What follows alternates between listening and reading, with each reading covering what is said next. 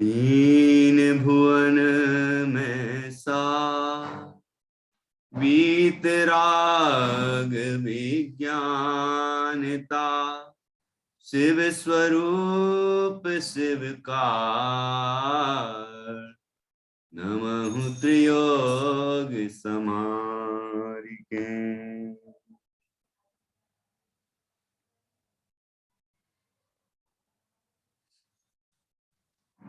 कविवर पंडित दौलत राम जी द्वारा रचित यह छेढ़ाला ग्रंथ है और इसकी छठवीं ढाल भी पूर्ण हो गई है। और यहाँ ये अंतिम प्रशस्ति का छंद है जिसमें छेढ़ाला की रचना कब हुई, किस आधार से हुई और पंडित दौलत राम जी का अंतिम निवेदन या अपनी लघुता का प्रदर्शन इसमें किया गया है, तो वह भी हम यहाँ पढ़ेंगे। ये छंद है। एक नव वसु एक वर्ष की, तीज शुक्ल वैसाख, कर्यो तत्व उपदेश यह, लखी बुध जन की भाग, लघुधी तथा प्रमाद तैं, शब्द अर्थ की भूल, सुधी सुधार पढ़ो सदा, जो पावो भवकूल। ये सोरठा छंद है जो तीन भुवन में सार का सोरठा छंद था, वही छंद ये है। और सोरठा छंद से ही शुरुआत की और उसी से पूर्णता की ग्रंथ की। ये देखो संख्या एक लिखना, जरा नित्या लिखना। एक मतलब एक लिखो, 1। नव, नव का अर्थ है 9, ठीक है, 9। 1 9। वसु का अर्थ है 8, लिख दो 8, 8। और फिर लिखा है एक मतलब एक, तो 9 1 9 8 1, कितना हो गया ये? चलो भावना जी बोलिए कितने हो गए? ये मतलब काउंट करने हैं टोटल की? हाँ मतलब इसको क्या पढ़ेंगे, संख्या को क्या पढ़ेंगे? 1981। 1981। तो क्या 1981 में ग्रंथ की रचना हुई थी? 1981 में तो शायद रश्मि पैदा हुई होंगी, मतलब लगभग अंदाज से बोला है। तो ये देखो, जैन दर्शन में, जैन गणित में एक नियम है संख्या को पढ़ने का। ऐसे बहुत सारे शास्त्रों में, प्राकृत में, संस्कृत में इसका उपयोग किया है और वो विधि है। ऐसे कोई जो जैन गणित को नहीं समझता होगा वो सही नहीं पढ़ पाएगा। ये आचार्यों की अपनी शैली है इस तरह लिखने की, और विधि है और एक रूप है। ऐसा नहीं कि कहीं कुछ हो कुछ हो, जिसको क्लू मालूम होगा, तरीका मालूम होगा, वो उसको पढ़ सकेगा। तो ये नियम है अंकानाम वामतो गति, अंकानाम, अंकानाम, अंक अंक अंक तो समझते हैं, ये जो अंक लिखे आपने अभी, अंकानाम वाम तो गति, अंकों की उल्टी गति होती है। तो इसका मतलब क्या कि आगे से नहीं पढ़ना जैसे पढ़ते हैं अपन, पीछे से पढ़ो इसको। पीछे से पढ़ेंगे तो कितने होंगे? रश्मि बोलो कितने होंगे? 1981। अरे उल्टे पढ़ो ना, पीछे तरफ से। अब उल्टा लिख दो, 1 9 8 1, ऐसा लिखो। 1/8/1981 ने 1891। हाँ, कितना हुआ भावना जी? 1891। 1891। ये विक्रम संवत है। विक्रम संवत 1891 छेठाला ग्रंथ की रचना हुई थी। अब तिथि भी लिखी है आगे, देखो तिथि भी लिखी है। एक वर्ष की, मतलब 1891 वर्ष की तीज शुक्ल बैसाख। तीज, तीज मतलब तृतीया का दिन। तीज शुक्ल पक्ष, तीज तृतीया होती है ना, तीज शुक्ल पक्ष, और बैसाख का महीना। बैसाख का महीना मतलब चैत आषाढ़ बैसाख होता है ना महीना, एक जो अपने भारतीय महीने हैं उसमें। तो बैसाख 1891 के बैसाख शुक्ल तृतीया के दिन, देखो वहां भी उल्टा पड़ रहा है, बैसाख शुक्ल तृतीया, पीछे तरफ से पढ़ रहे हैं इसको। 1891 में वैशाख शुक्ल तृतीया के दिन करियो तत्व उपदेश, यह तत्व का उपदेश किया गया। ये जो वस्तु के स्वरूप का वर्णन छेठाला ग्रंथ में किया है, जिसमें पहली ढाल में जीव के चारों गतियों संबंधी परिभ्रमण का दुख बताया गया है, दूसरी ढाल में उन दुखों के कारण मिथ्या दर्शन, मिथ्या ज्ञान, मिथ्या चारित्र जो ग्रहित और अग्रहित रूप हैं उनको बताया है। फिर तीसरी ढाल से दुख दूर करने का उपाय क्या है, सुखी होने का क्या उपाय है, उन उपायों की चर्चा की है। सम्यक दर्शन, सम्यक ज्ञान और सम्यक चारित्र का वर्णन किया है तीसरी ढाल में, सम्यक दर्शन का। चौथी ढाल में 9वें छंद तक तो सम्यक ज्ञान का वर्णन है। फिर चौथी ढाल के 10वें छंद से देश चारित्र का वर्णन है, देश चारित्र का वर्णन है। और उसके बाद 5वीं ढाल में 12 भावनाओं का वर्णन है। 6वीं ढाल में पहले सकल चारित्र का वर्णन किया, और फिर उसके बाद 8वें छंद से स्वरूपाचरण चारित्र का वर्णन किया, और फिर उस स्वरूपाचरण चारित्र के बल से वो सकल चारित्रवंत दिगंबर मुनिराज किस तरह से शुद्धोपयोग के बल से अरहंत अवस्था और सिद्ध अवस्था को प्राप्त करते हैं और वो आनंद प्राप्त करते हैं, उसका वर्णन किया। मतलब सुख, इसमें 4 बातें हो गई, दुख, दुख का कारण, सुख और सुख का उपाय, ये चारों बातें बता दी। इस तरह दर्शन शास्त्रों में 4 बातों पर चर्चा की जाती है, तो इस ग्रंथ में पूरी बात की गई है, पूरा स्वरूप बताया है। मतलब संक्षेप में यदि जैन दर्शन का सार प्राप्त करना है तो ये छेठाला ग्रंथ से प्राप्त कर सकते हैं। इसलिए गुरुदेव श्री कांजी स्वामी ने इसको लघु समय सार कहा, लघु समय सार के नाम से विख्यात हुआ ये ग्रंथ। मतलब इतना प्रसिद्ध ग्रंथ है और जन जन की वस्तु है, जन जन के कंठाहार है ना, सब कंठ में बसा लेते हैं इसको। अभी देखना ये बच्चे भी आपको सुनाएंगे, आप लोगों ने भी याद किया है, और भी जहां जहां जाएंगे आपको कोई ना कोई छेठाला सुनाने वाले मिल ही जाएंगे। तो छेठाला इतनी प्रसिद्ध है। करियो तत्व उपदेश, ये जो वस्तु का स्वरूप बताया है, मोक्ष का मार्ग बताया है, मोक्ष प्राप्त होने का उपाय बताया है, सुखी होने का रास्ता, 6 द्रव्य 7 तत्व 9 पदार्थ भी आए इसमें, सब आ गया। 7 तत्व संबंधी भूलों की चर्चा भी की। तो ये जो वस्तु का स्वरूप बताया, यह कब बताया था, कब पूरा हुआ ये ग्रंथ? 1891 वैशाख शुक्ल तृतीया के दिन यह छेठाला ग्रंथ पूर्ण हुआ। और इसका आधार क्या रहा? लखी बुद्धजन की भाख। बुद्धजन, बुद्धजन का अर्थ है कविवर पंडित बुद्धजन जी, ठीक है, एक अर्थ तो ये है बुद्धजन जी। कविवर पंडित बुद्धजन जी ने भी एक छेठाला ग्रंथ की रचना की थी, और एक ध्यानत राय जी ने भी छेठाला लिखी थी।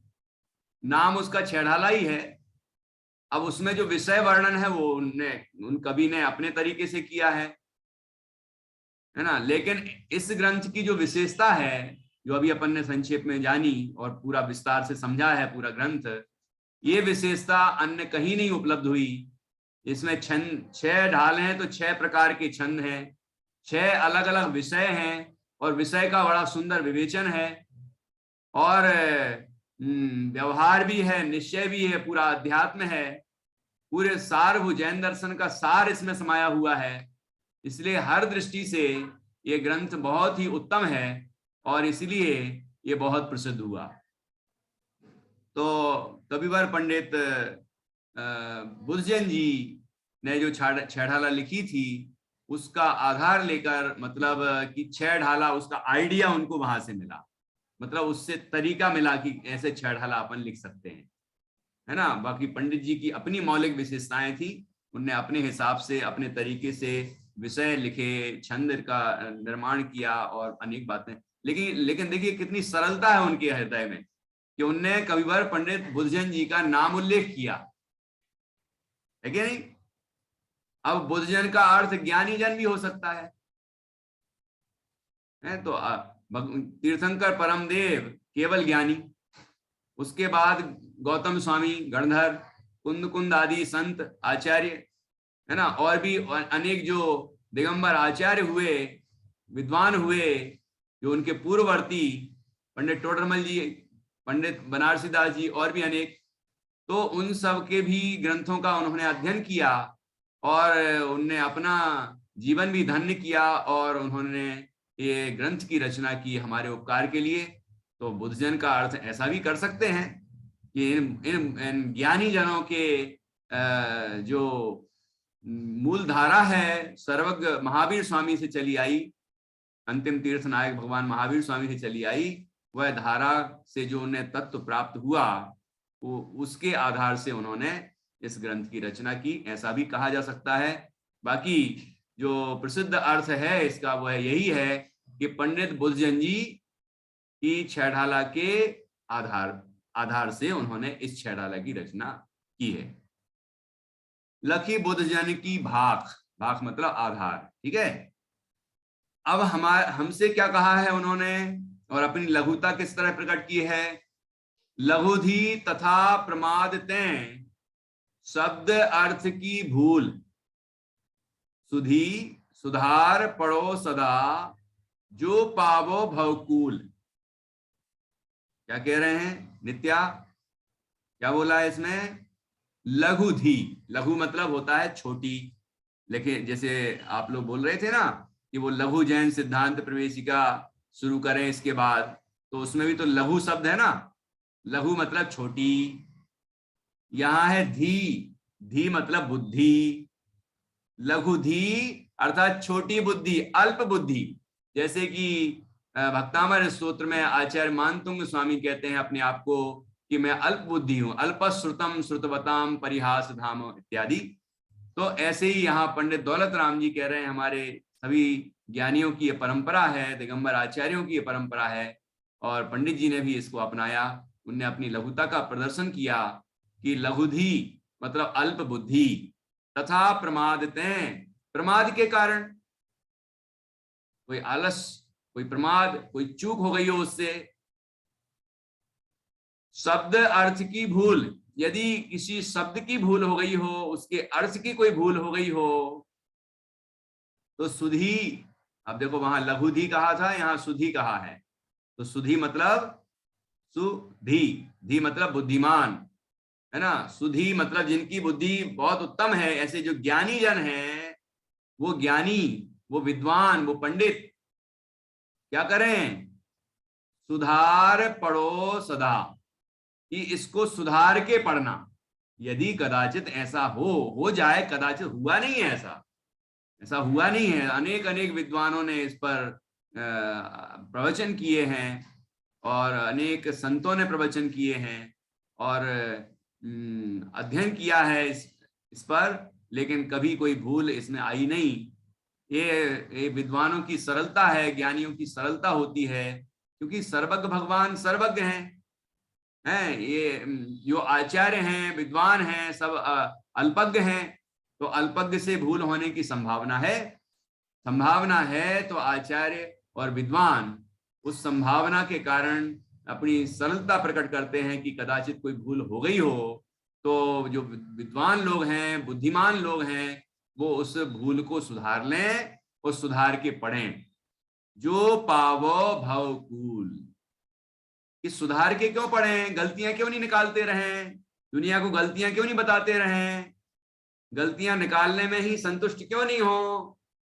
क्योंकि उससे हमारा कल्याण नहीं होगा, हमारा भाव बिगड़ेगा। गलतियां सुधार ले, यदि कदाचित गलती हो गई हो कोई मात्रा की कोई तरह से, तो क्या करना कि उसको सुधार के पढ़ना, लेकिन पढ़ना जरूर, स्वाध्याय जरूर करना, क्योंकि वस्तु का स्वरूप तो यही है, मुक्ति का मार्ग तो यही है, इसी मार्ग से ही जीव मोक्ष की प्राप्ति करेगा।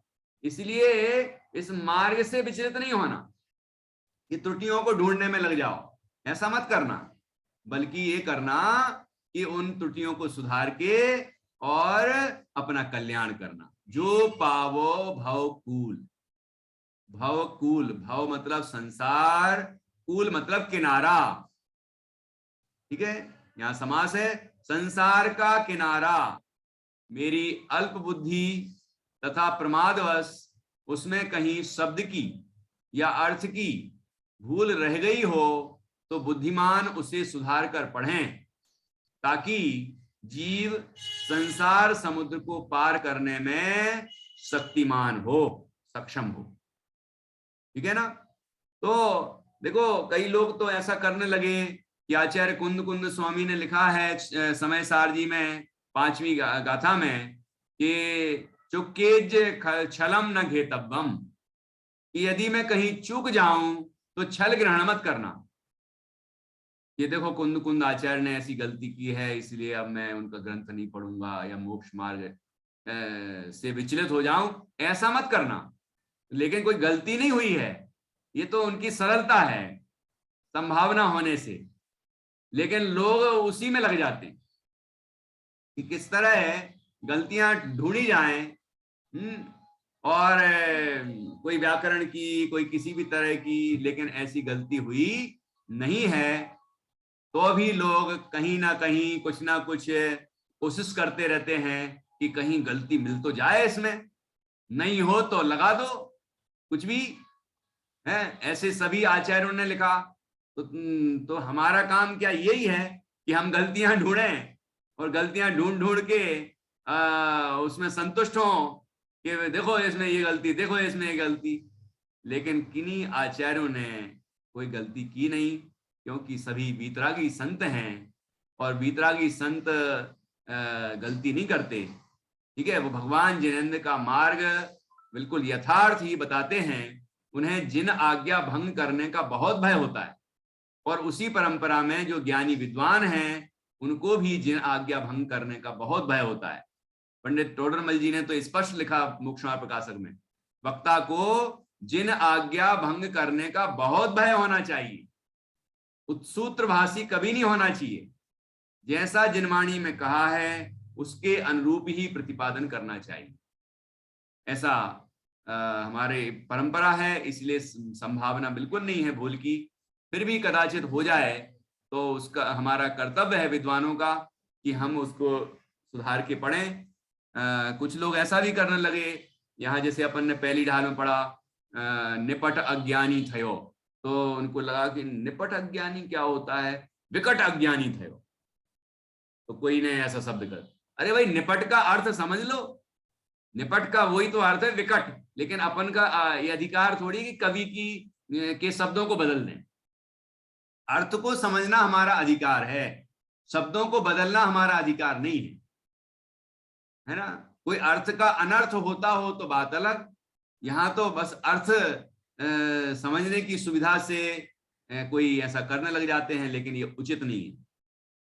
ठीक है ना? हम उन शब्दों को समझें और उससे अपना कल्याण करें, तो कल्याण का उद्देश्य ही होना चाहिए, और दूसरा कोई उद्देश्य नहीं होना चाहिए। हमें जबरदस्ती कोई गलती निकाल के मतलब अपना अहित नहीं करना चाहिए। ठीक है, तो इस तरह से यहाँ पर बहुत ही सुंदर चर्चा की है। अब एक बार हम ये छंद वापस पढ़ेंगे, ये सोरठा। ठीक है, और उसके बाद फिर इन बच्चों से भी कुछ सुनेंगे, और सोमवार को छेड़ाला पर हम गोष्ठी रखेंगे। देखो, आप ऐसे विषय ले सकते हैं। एक पहली ढाल में जीव के चारों गतियों संबंधी दुखों का वर्णन है, तो एक विषय हो गया। दूसरी ढाल में सात तत्वों, दूसरी ढाल में संसार के कारणों का वर्णन है, तो वो विषय पूरा लिया जा सकता है। अथवा कोई सात तत्व संबंधी भूल का प्रकरण अलग ले ले, और बाकी एक प्रकरण अलग ले ले कि सामान्य रूप से जो मिथ्या दर्शन, मिथ्या ज्ञान, मिथ्याचारित्र बताए हैं, ग्रहित अग्रहित, उनका स्वरूप बता दे, और कोई सात तत्व संबंधी भूलें बता दे, उनका स्वरूप बता दे। तो ये विषय दो हो सकते हैं दूसरी ढाल में। तीसरी ढाल में भी ऐसा हो सकता है, सम्यक दर्शन का स्वरूप बताए और कोई सम्यक दर्शन की महिमा बताए, आगे वही प्रकरण है। ठीक है, चौथी ढाल में पहले सम्यक ज्ञान का स्वरूप और उसकी महिमा है, और फिर बाद में 10वें छंद से देश चारित्र का वर्णन है, ज्ञानी श्रावक के 12 व्रतों का वर्णन है, तो वो विषय ले सकते हैं अलग। छठवीं ढाल में, पांचवी ढाल में तो 12 भावनाओं का वर्णन है। ठीक है, उसमें 6 भावनाएं भी ली जा सकती हैं, शुरुआत की 6, बाद की 6। छठवीं ढाल में सकल चारित्र का वर्णन है पहले, है ना, 7वें छंद तक, तो सकल चारित्र का वर्णन ले लिया जाए। मुनिराज के सकल चारित्र का वर्णन 28 मूल गुण, 3 गुप्तियां, उत्तर गुण, है ना। और उसके बाद फिर 8वें छंद से 11वें छंद तक, या आगे पूरा आगे का जितना विषय है, शुद्धोपयोग और उसका फल, ऐसा विषय बनाया जाए, और 8वें छंद से लेकर पूरा आगे तक का सार बताया जा सकता है। इस तरह ये 6 की जगह 8, 9 विषय हो सकते हैं। तो आप लोग चाहें तो छोटे छोटे विषय भी ले सकते हैं। तो आप लोग जो जो विषय लेना चाहते हैं, कुछ बच्चों के तो आ गए हैं, कुछ बड़ों के भी आ गए हैं कि हम कौन सा विषय वो लेंगे, तो आप ले सकते हैं। ठीक है ना, और आप भेज दीजिए, सोमवार को अपन इस पर गोष्ठी कर लेंगे, रिवीजन भी हो जाएगा ये अच्छा। और अभी ये छंद पढ़ते हैं, और उसके बाद बच्चों से छेड़ाला सुनेंगे। हाँ, ये छंद पढ़िए। एक नव वसु एक वर्ष की, तीज शुक्ल वैसा, करियो तत्व उपदेश यह, लखी बुध जन की भाव, लघुधी तथा प्रमादित, शब्द अर्थ की भूल, सुधी सुधार पढ़ो सदा, जो पावो भवकूल।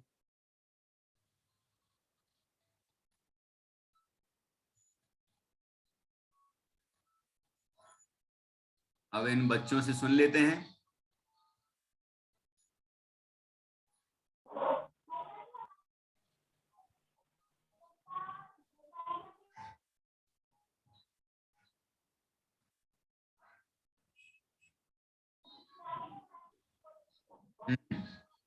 तो आप लोगों को सबको अनम्यूट कर देता हूं। आप इनसे पूछेंगे कौन सी ढाल का कौन सा छंद है, और उसकी शुरुआत के शब्द बता दें, 2 शब्द। ठीक है, देखते हैं ये कितना अच्छा बताते हैं। चलो रश्मि पूछो, प्रतिष्ठा की मम्मी भावना जी। हाँ,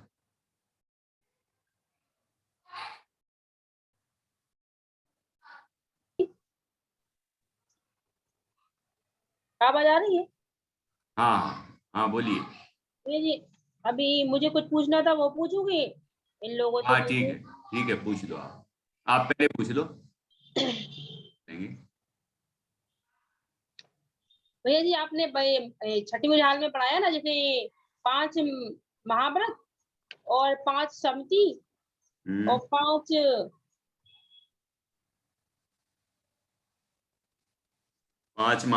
5 समिति, 5 और 3 गुप्तियां, तो ये 13 क्या हो गए थे भैया जी, आपने बताया था? ये 13 कहलाते हैं चारित्र। चारित्र। और बाकी फिर ये 5 महाव्रत, 5 समिति, और 3 गुप्त नहीं करते उसमें, उनमें शामिल फिर 5 इंद्रिय विजय हाँ। और 6 आवश्यक और 7 गुण, ये 28 वो मूल गुण हो जाते हैं। बिल्कुल बिल्कुल। ठीक है भैया जी, जैसे इसमें लिखा है कि एक तो है तप तपे द्वादश, तो ये 12 प्रकार की तप कौन कौन से हैं?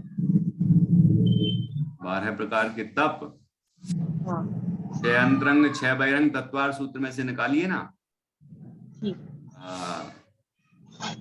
6 बहिरंग तप हैं अनशन, अवमोदर्य, वृत्ति परिसंख्यान, रस परित्याग, विविक्त संयासन, काय क्लेश, वहां दिए हैं। हाँ ये 9वें अध्याय में ठीक। सूत्र 9वां अध्याय, उसमें सूत्र है ये पूरा। फिर 6 अंतरंग तप हैं प्रायश्चित, विनय, वैयावृत, स्वाध्याय, विसर्ग और ध्यान। ठीक है भैया जी, तो हाँ नाम वहां से लिख लें। सुने हैं ये तो मैंने, ओके। क्या पूछना। और भैया ये 40 दोष रहित शुक्ल श्रावक तने रतन को, 40 दोष कौन कौन से हैं भैया जी? ये आहार के 46 दोष होते हैं। मतलब उद्गम स्थल के अलग, जैसे बनाने वाला जो व्यक्ति है वो जहां बनाता है, जो बनाता है उस संबंधी दोष होते हैं, फिर दाता के दोष होते हैं, और राज के अंतराय होते हैं। तो जो दोष हैं उनको टाल के, उनको दूर करते हुए, उनका त्याग करते हुए, मतलब वो दोष ना लगे हों तो ही आहार लेते हैं। हाँ समझ लेते हैं, अपने उनके तरीके हैं, उससे समझ लेते हैं कि दोष नहीं है तो लेते हैं निर्दोष आहार। ठीक है भैया। छठी में डाल के भैया जी हमने 8 किए हैं, मतलब 7 कर लिए पूरे, ये जो सकल चारित्र है ना उसके मैंने किए हैं ये। हाँ। छंद याद। अब कोई भी ढाल का कोई भी छंद इन बच्चों से पूछिए, ये जवाब देंगे। अच्छा ठीक है, छठी में डाल के पूछ ले रही। सम्यक प्रकार निरोध मन बचकाय आत्म जाति। हाँ ये वाला छंद बोलिए। कौन बोल रहा है? मैत्री। सभी बोलेंगे एक साथ क्या? तीनों को याद है पूरा, पूरी 6 ढाल है ना, लेकिन अलग अलग पूछेंगे, अलग अलग बच्चों से पूछेंगे। पहला कौन बोलता? चलो मैत्री बोलिए।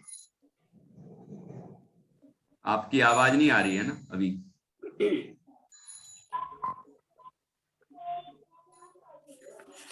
मुक्ति प्रकार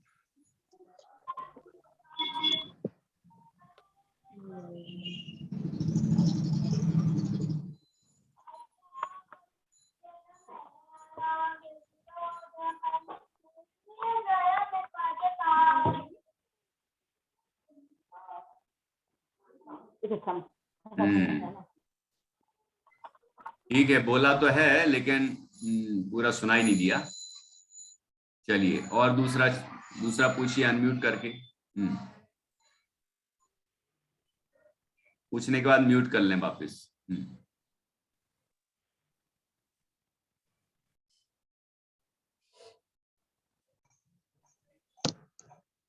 मैं पूछूं फिर से? हाँ, कोई और ढाल। भैया जी मुझे तो आती नहीं है, और पूछूं मैं पूरी ढाल? सही है। हाँ वसु मद, तीसरी ढाल में से है। इनाम तो आपको ही देना है। तीसरी ढाल में से पूछ रही हूँ भैया जी। हाँ पूछिए। वसुमतारी निवारी वसुमदकार। वसुमतितारी बोलिए। क्या?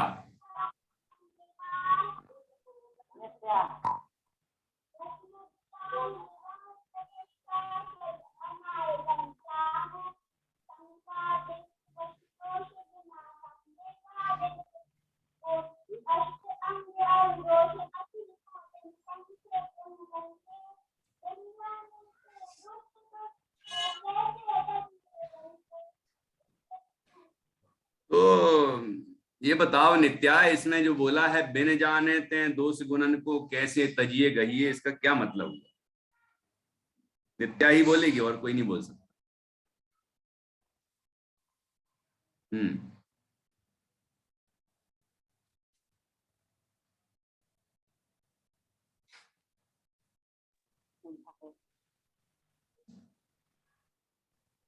बोलो क्या हुआ? बोलो नित्या, बोलो, तुमसे बहुत आशाएं हैं हम लोगों को।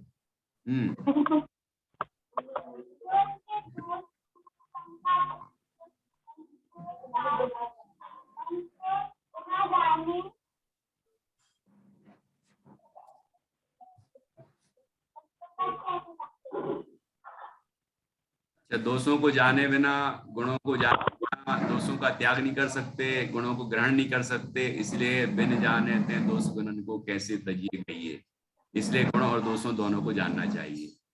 ठीक है, चलिए अब एक और छंद पूछिए। प्रतिष्ठा की मम्मी। प्रतिष्ठा, तुम इतनी फेमस हो गई, तुम तो बैठती नहीं ज्यादा। प्रतिष्ठा तो बस खेलने में लगी है। हाँ चलो बोलिए भावना जी।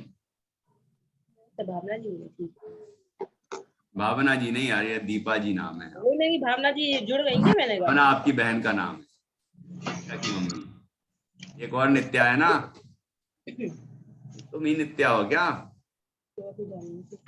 मैत्री नित्या जान्या।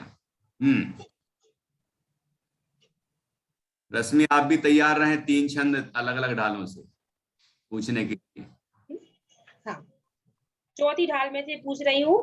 ताते जिनबर कथित। बहुत अच्छा, जान्या बोलेगी।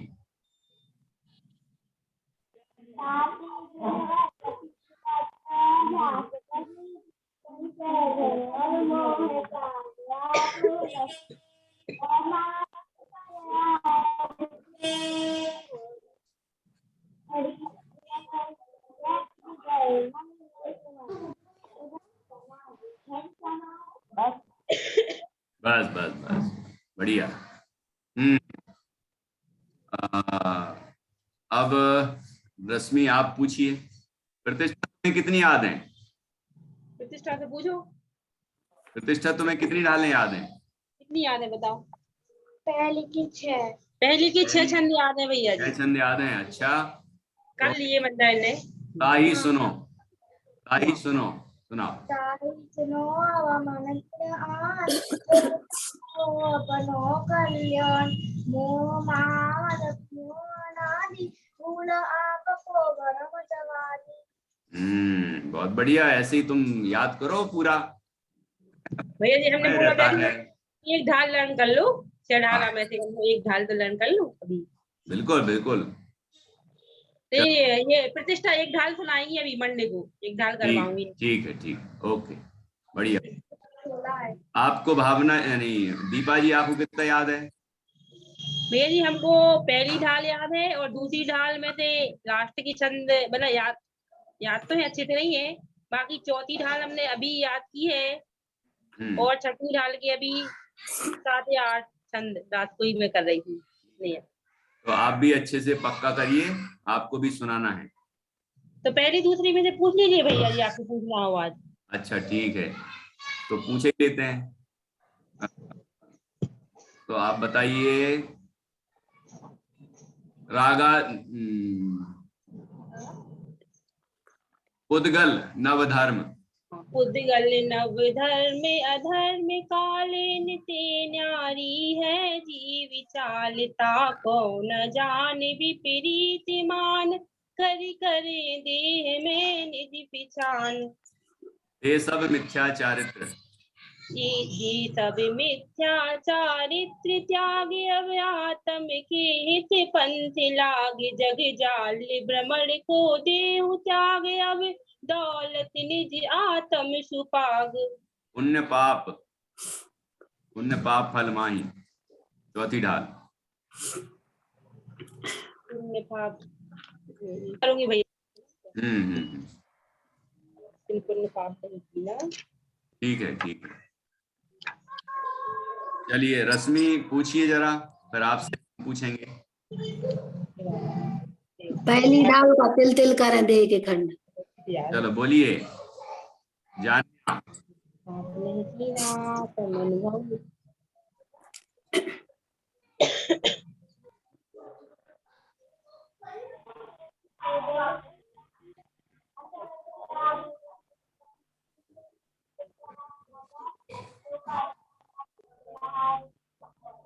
आपके यहाँ का वो जो माइक वाइक सिस्टम क्या है पता नहीं, वो थोड़ा सुधारना चाहिए। आप लोगों की आवाज प्रॉपर नहीं आ रही है।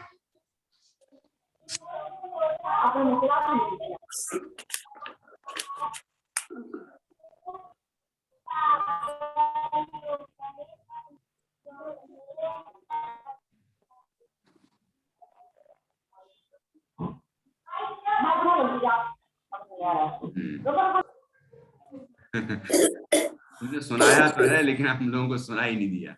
चलो अच्छा है। अनम्यूट करो।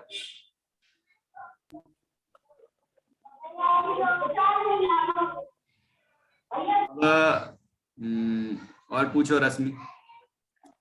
दूसरी ढाल का जे राग देश मलकर मलीन।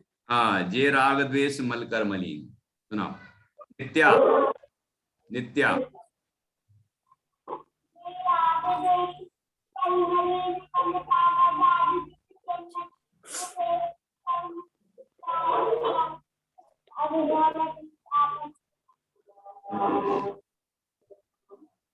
जे राग ये थोड़ी है, लास्ट की लाइन तो गड़बड़ हो गई।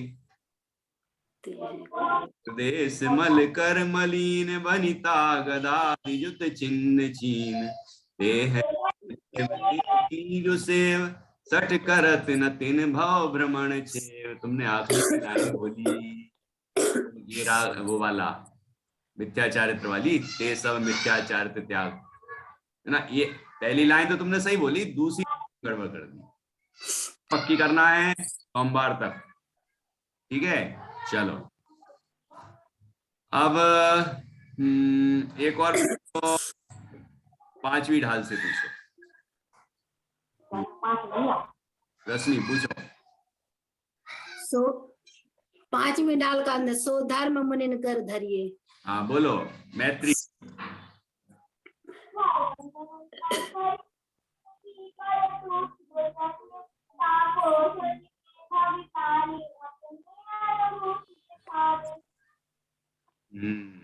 बढ़िया, देखो बहुत अच्छा सुनाया और आप सभी ने काफी अच्छा तैयार किया है, तीनों बच्चों ने। और पक्का करिए, और बीच में जब भी जो चीज आपसे पूछी जाएगी फिर मैं आपसे उसमें से कुछ अर्थ भी पूछ सकता हूँ। इसलिए वैसे आपने अच्छे से पढ़ा है, प्रतिदिन क्लासें अटेंड की हैं, तो आपको अर्थ आता है, लेकिन और पक्का करके रखना, तो जिससे कि आपको अर्थ भी आए, छंद भी आए, अर्थ भी आए, और हम सब इस अर्थ को समझ के और अपना कल्याण कर सकें, है ना। इस भावना से सीखना है, केवल कंठस्थ नहीं करना है, कंठस्थ करके उसका उपयोग करना है अपने कल्याण के लिए, ठीक है।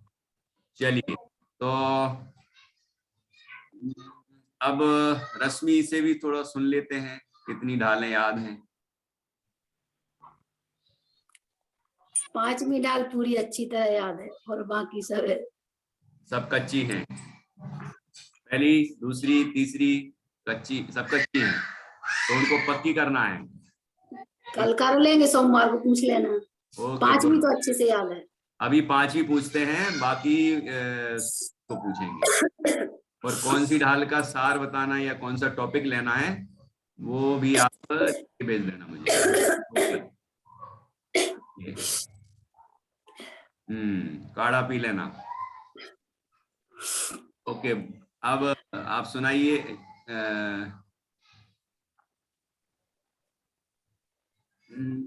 इन चिंतत सम सुख जागे। इन चिंतत सम सुख जागे, जिम झुलन पवन के लागे। जब ही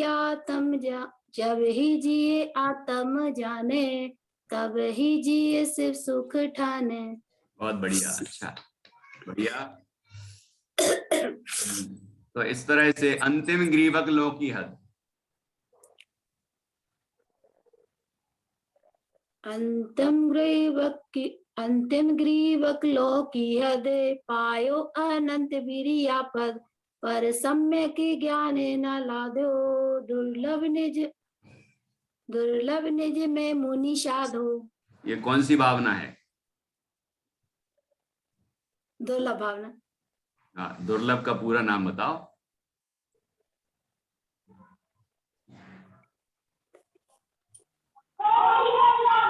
बोधि दुर्लभ भावना। हाँ, बोधि दुर्लभ भावना। चलिए, क्या तो आप लोगों ने काफी अच्छा याद किया है और अच्छी मेहनत की है, और मेहनत करिए। सोमवार को फिर मिलेंगे और आपसे कुछ पूछेंगे, और आपके अनुभव भी सुनेंगे। चढ़ला पढ़ने से आपको क्या सीखने को मिला, कौन सी बात अच्छी लगी, किस तरह से हमारे विचारों में परिवर्तन आया, कोई बात से हमारे जीवन में कुछ परिवर्तन आया हो उससे, चढ़ाला के कारण। और चढ़ाला की जो कक्षा हुई उस पर जो उसमें जो चर्चा हुई, तत्व का उपदेश पंडित दौलत राम जी ने जो हमें किया है, उसे सुन के सीख के हमारे अंदर कुछ बदलाव आया हो जीवन में, व्यवहार में, विचारों में, तो वो आपको बताना है। तो जिसके आया हो वो बताएं, है ना? क्या अच्छा लगा, क्या क्या आपको मतलब इससे आपको प्रेरणा मिली, ऐसी सब बातें आप ढूंढ के रखें, मतलब सोच के रखें, वो भी आपको बोलना है। तो आप अपने क्या होता है कि हमें महसूस तो बहुत कुछ होता है, लेकिन हमें अचानक नहीं सूझता कि अच्छा ऐसा फायदा हुआ क्या। तो आप उसके लिए आपको समय दिया है कि आप सोच लें। जैसे ये बच्चे हैं, ये तो कहेंगे कि हमने 6 ढाला पूरी याद कर ली। तो ये उपलब्धि ये है कि 6 ढाला पूरी याद हो गई। प्रतिष्ठा कहेगी मैंने पहली ढाल के 6 छंद याद कर लिए।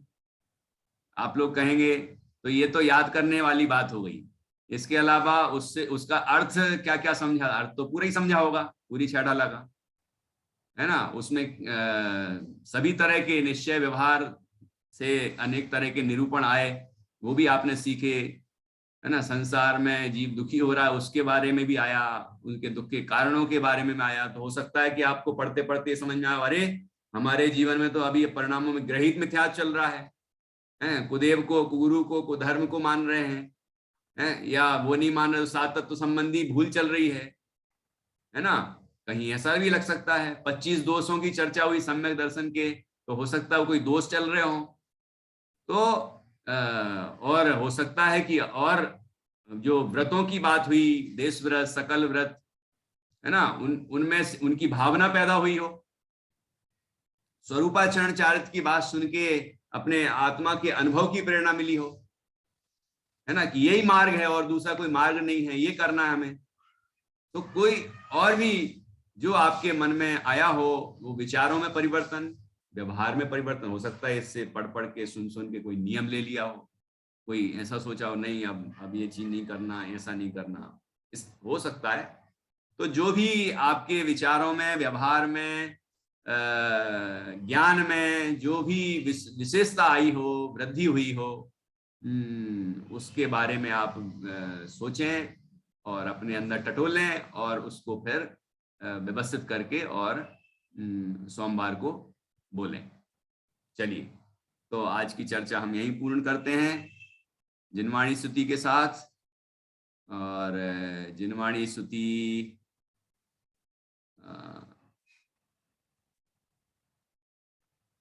जिनवाणी स्तुति करेंगे, यहाँ से मैं प्रतिष्ठा को आवाज दे रहा हूं।